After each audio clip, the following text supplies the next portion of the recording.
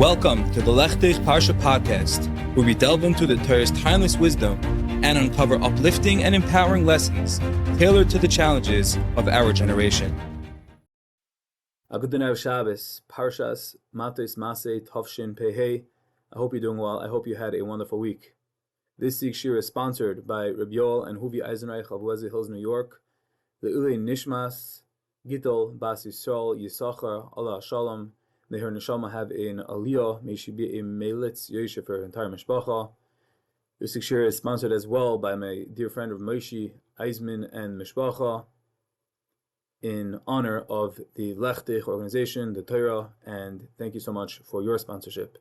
Thank you to our corporate sponsors, the Hassan Sofer Law Firm, T7 Capital, Bluestone Brokerage, and Welcomuth and Associates for future dedications to sponsor the Lechteich weekly publication and podcast, and the Torah Anytime video. Please reach out to 845-367-2959. To see all of the Lechteich content from the daily Musar podcast on Pele Yoetz to the weekly Parsha video publication podcast, visit lechteich.org, LECHTEICH.org, to see all of the content that we have over there. This week is Parshas Masei, and this week marks the year anniversary of me not getting married but moving to Pine Lake Park. So what was with the Parsha?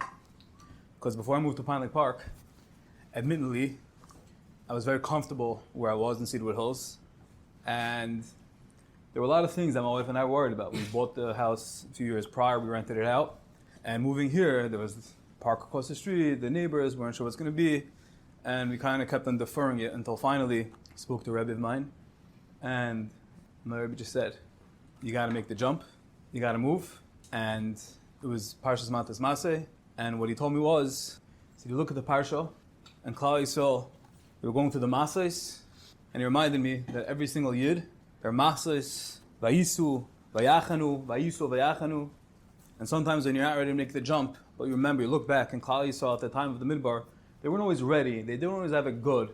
They were lacking a lot of things. They were lacking clarity. They didn't know where their sustenance was coming from. They didn't know where they were going to get their water, their food. They didn't know where they were going. Vayisu Vayachanu. Sometimes you got to make the jump. You got to go, and you believe that HaKadosh Baruch Hu is going to help you. And so it was. We moved last year, Parshas Masei, and I thought it was pretty amazing because it was something I held on to. Just that whole idea that I moved and it was Parshas Masei and it wasn't easy. Vayisu Vayachanu. But it also obviously overlaps with the whole concept of Lechteich. Lechteich means we followed. Lechteich means that we go after HaKadosh Baruch Hu, after the Eibishter at all costs. Means that we don't ask questions. We keep on going. Vayisu Vayachanu. And the whole concept of Lechteich Acharai, is Yirmiyah Navi was telling Klal Yisrael, Lechteich Acharai BaMidbar. Hashem was communicating to Klal Yisrael that even though you were chayte and you went to tremendous levels of tumah, chayte egel, I'm never going to forget these Vayisu Vayachanus, these stops, these encampments, going, stopping, coming, and your unwavering trust in me. And that was what kept us close, connected with HaKadosh Baruch Hu forever and ever. And it's tremendous because if you look at the first word of the Parsha, Eile Masei B'nai Yisrael, these are the masos, encampments of B'nai Yisrael. And I thought it was cute. Oh, ties into Lechteich, but it's not cute. Always got to find the Makar. The first Sipurnai on the Parsha. The first Sipurnai, his words are Eile Masei. Why do we recount? Why do we enumerate the masos? Why is it important? We always know the Torah is not a history book. It's not a book of just recording events that happened. Zok the Sipurnai, Rotza Hakel Yisbarach Sheichtivu Masei Yisrael. Hashem wanted us to recount every single one of the 42 encampments. Why? Anybody to guess? Leidia zechusam belechtem acharav BaMidbar b'Eretz Leizerua. HaKadosh Baruch Hu wanted us to be reminded years and years later. We look back in this parsha thousands of years later, and we remember that Klal Yisrael was also going through challenges as a klal. They didn't know where the food, and Hashem took care of them, everything, all of their needs. But think about it, they had kids, they had children crying, all that. And they kept on going. Hashem, get up, sit down, get up, sit down. And they had to keep on going, keep on moving. And says the Sipurna, the reason why HaKadosh Baruch Hu wants us written over here is to remind us l'dor doris, as Reb Shimshon Pincus writes, Kol Yehudi Kosher l'Kadosh Baruch Hu b'kesher shal nisun. We're all connected to Kadosh Baruch Hu with a bond, an eternal bond of nisun, of marriage. Ach ha'kesher zeh melave b'zechonis min ha'avar. it all connects back to the beginning. This was the connection, this was the bond, this was the everlasting glue that's going to be mistabik, connect, glue us with the Eibishter. And we start off the parsha of Eile Masei to remember the journeys, the desert that they traversed, and the personal deserts that we go through. And we always have to remind ourselves that when it's shver, and we're not sure where we're going, if we're coming, if we're going right, left, everything's all fablonjet, as they say, it's all mixed up, we don't have clarity. Klal Yisrael didn't have clarity either. But they held on, they went stark, and they were zeicher to Kabbalas Torah, to be the Am Nivchar. Hashem chose them, and Hashem said, you're going to be a Memleches Kahana V'Goy Kadosh. But it wasn't because they gave up, it wasn't because they threw in the towel and then they said we're weak people. It was because Lechteich Acharai BaMidbar, that whole concept, that whole idea, that we're going to hold on unwaveringly, we're not going to let anything get in our way, we're not going to let all the questions and worry and anxiety get in the way and push us down. Rather, we're going to fight back. We're going to resist with grit, with resolution and courage. And we're going to overcome and be empowered and ultimately triumphant. There's a masos with the Heilige Chasam Sofer. The Chasam Sofer married a woman, her name was Sarah Yerowitz, and her brother's name was Rav Hirsch Yerowitz. And they were a new couple, and the Chasam Sofer is going to go learn for a bunch of years, sit down, ruig, and his shwager, Reb Hirsch, was going to support him. This is the masos of Chasam Sofer. And for years and years, the Chasam Sofer was supported by his brother-in-law, and it went great. It was gavaldik. And he sat, and he learned, and he was a masmid, and he became a big Talmid Chacham. Those were the seeds for becoming the great Chasam Sofer that we know of today. After a bunch of years, Machar a paragraph from the back door, from the grapevine, the Chasam Sofer he found out, it was revealed to him, something was suspicious, and he looked into it, and he found out that his shwager of Hirsch wasn't doing well financially anymore. His whole business collapsed, took a dive south, and he mamash had nothing left. And the Chasam Sofer felt so bad that somehow he was collecting funds, or he was forfeiting his own sustenance on the account of himself and the Chasam Sofer. And the Chasam Sofer said, he went to his brother-in-law, he approached him, and he said, Shvagar of Hirsch, he said, I appreciate all that you've done for me all these years. He said, but I no longer can be a beneficiary of all your kindness, of the money, and we have to stop this relationship. And if Hirsch protested, he fought back, he said, no, it's my schus, and I'm going to keep on doing it. And the Chasam Sofer said, Ad kan dayenu, no more.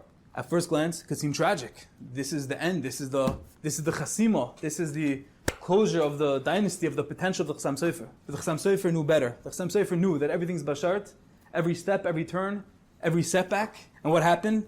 The Chasam Sofer, people found out about him, found out about his greatness, found out about the Talmid Chacham, who he was, and the city of Dresnitz, however you want to pronounce it, they found out about him, and they approached him, and they asked him to be the Rav. And while he was still learning and he was being supported, he never would have even thought of taking the Steller. But now they had no money, had no income. He said, you know what, Inli Breira, I have no choice. I'm going to take the position, I'm going to take the Steller. He became the Rav over there. And from there, from that Kehillah, from that position of Rabbanus, he was able to pivot and move on and grow and escalate into, this is what he recounts this of himself. That was the move that enabled him to keep on learning, to keep on being connected to Kehillah, to people, to Shilas, to Chuvas, all this farm that he put out. That was all during the time he was in Dreshnitz. And that's what enabled him to become the great Chasam Sofer that we know of, the most iconic, most influential Torah leader that we know of in generations. But it was all because of that move, all because of, and he could have said, oh no, I'm going to go to work, I don't know what's going to happen, and let me throw it in the towel. No. He said, I know the Eibush has a plan, I know the Eibush is going to take care of me, and that's how he became Vakstois to be the Chasam Sofer. And this is echoed very strongly, of course, in the Shar B'Tachon. Says the Chovos HaLevavos, Vasheni, what's the second area of distinction? What's the point? What's the te'elis of B'Tachon? A person who has B'Tachon, his nefesh is always b'menucha. It's always tranquil, it's always peaceful, it's always harmonious. He's not worried. His heart is completely content with gzeros l'dayati ki habore yanhigen l'tevasan ba'olamo v'charisai.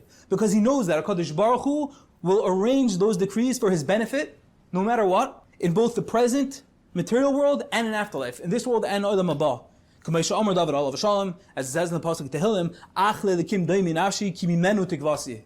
David HaMelech writes, for God alone wait silently, O my soul, because for Him is my hope. When our tikva, where our hope is completely placed and contingent, not in real estate deals, not in companies, not in ma'ishtalos, but only in HaKadosh Baruch Hu, HaKadosh Baruch Hu come to us. HaKadosh Baruch Hu will in measure come and take care of us, hold us through, guide us through. When we chas v'shalom do the opposite, when we say, I'm going to take care of it, it's finster, it's darkness. And that's the idea of Eile Masei. We turn back, we read the Parsha. It's not just the history book. You sit in shul, you say, Vayisu Vayachanu. What's the point? The point is, says the Sipurnai, Le'edir zechusam of Lechteich Acharai BaMidbar. This is the Yisoid, and we remember this. That no matter what we encounter, no matter what we face, the challenges, of course, as a nation, go looking at the world now, but as a chidim, all the challenges, all the uncertainties, what's going to be with Parnasa, with my family, with Shidduchim, with all of it. It's hard, but it's all steps. It's all masos. It's all making that move. Moving places that are uncomfortable, but Hashem puts us into a situation. Hashem sets up the stage, and we just got to act like chess pieces, like pawns on the table. HaKadosh Baruch Hu is moving us around, and we have that mabat, we have that sugang, we have that mahalach, that perspective. Remembering that Maisa of a similar banim, as Reb Shimshon writes over here, that we're always tapping into the Kesher Shal Nisuin of HaKadosh Baruch Hu. HaKadosh Baruch Hu then carries us through. He takes care of us, and in that merit, we're mechazik ourselves during these weeks, as we go into Tisha B'Av, the 3 weeks, and the Churban, we remember that HaKadosh Baruch Hu is the orchestrator of everything. May HaKadosh Baruch Hu redeem us, answer our tefillos, and Be'ez Hashem bring the long-awaited Mashiach that will alleviate, address all of our pain as a klal, as a chidim, with the arrival of Mashiach Tzidkenu, b'meir v'ameinu, amen. I thank each and every one of you for listening. I hope you enjoyed, and I wish you a wonderful Shabbos.